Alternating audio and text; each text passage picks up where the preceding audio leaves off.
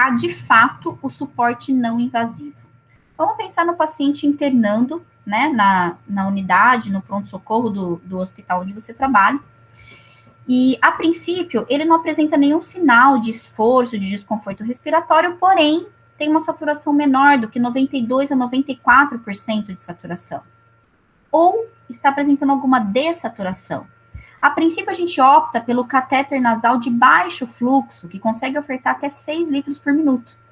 O paciente não respondeu a essa conduta, ele se mantém hipoxêmico, ou até mesmo inicia com algum padrão de desconforto respiratório, é indicado o quê? Máscara não reinalante, que é aquela que tem um reservatório, e eu consigo ofertar até 15 litros por minuto.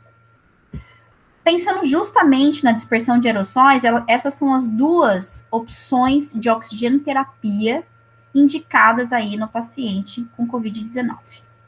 Mas e aí? Se ele continua hipoxêmico, ou se até mesmo começa a piorar da hipoxemia, qual que é o próximo passo?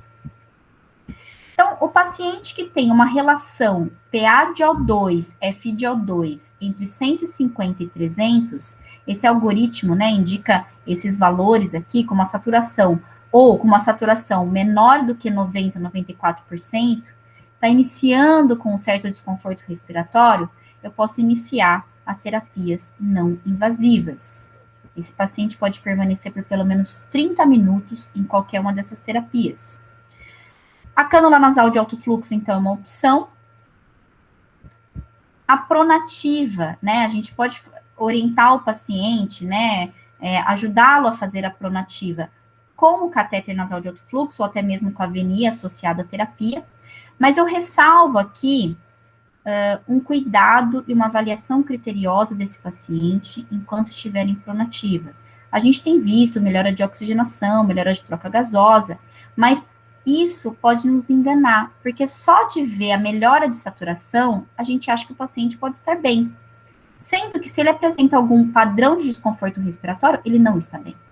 E aí, isso não pode postergar as demais condutas, como, por exemplo, uma intubação.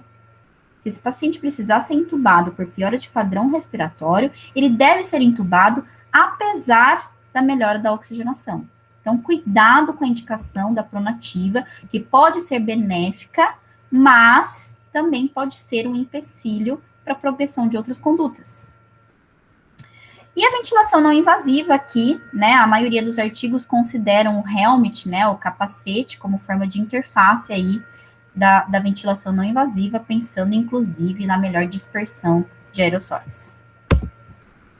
O terceiro passo é o seguinte: o paciente não apresentou melhora com as terapias não invasivas, ou seja, ele teve piora do desconforto respiratório, uma relação PA de O2 sobre F de O2 menor do que 150, instabilidade hemodinâmica, ele deve ser imediatamente intubado e submetido à ventilação mecânica invasiva.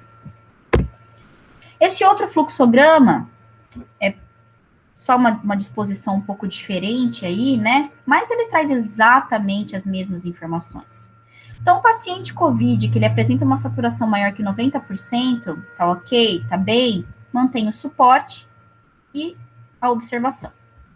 Não está mantendo saturação maior do que 90%, está desaturando. A princípio, catéter nasal de baixo fluxo. Tem uma estimativa de FO2, né, que o catéter nasal de baixo fluxo pode fornecer até 45% de oxigênio. Muito cuidado com isso, porque isso não é um dado completamente fidedigno, isso é uma estimativa. Nenhuma oxigenoterapia a gente consegue afirmar categoricamente a quantidade de oxigênio que estamos ofertando para esse paciente. O grau de dispersão é de 40 centímetros da cânula nasal de baixo fluxo, e por isso ele sugere a aplicação de uma máscara cirúrgica por cima aí do catéter nasal. Certo? O paciente não respondeu ao catéter nasal, mais uma vez eu repito, máscara não reinalante. E a estimativa de FO2 na não reinalante é de 90% aproximadamente. Reforço que não tem como a gente afirmar fidedignamente a FO2 na oxigenoterapia, tá? O grau de dispersão é de menos de 10 centímetros, com a não reinalante a 10 litros por minuto. Se o paciente mesmo assim não respondeu, é indicado aí o catéter nasal de alto fluxo. Esse sim eu consigo ter uma FO2 bem fidedigna, que varia de 21% a 100%, que é o máximo.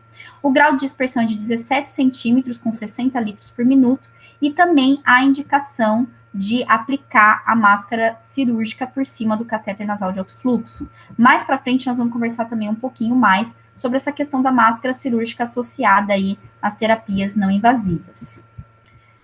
Com relação ao índice de falha do alto fluxo, também vamos falar um pouco mais para frente, mas não esquecendo aqui da VNI também como forma de terapia e indicação de suporte não invasivo, de preferência com a interface helmet, o capacete, e se a gente estiver com um ventilador mecânico, do qual eu consigo ajustar corretamente, né, assertivamente a FO2, eu consigo fornecer até 100% de oxigênio. O grau de dispersão no helmet é bem insignificante, de 2,7 centímetros, como vocês podem ver aqui no nosso fluxograma.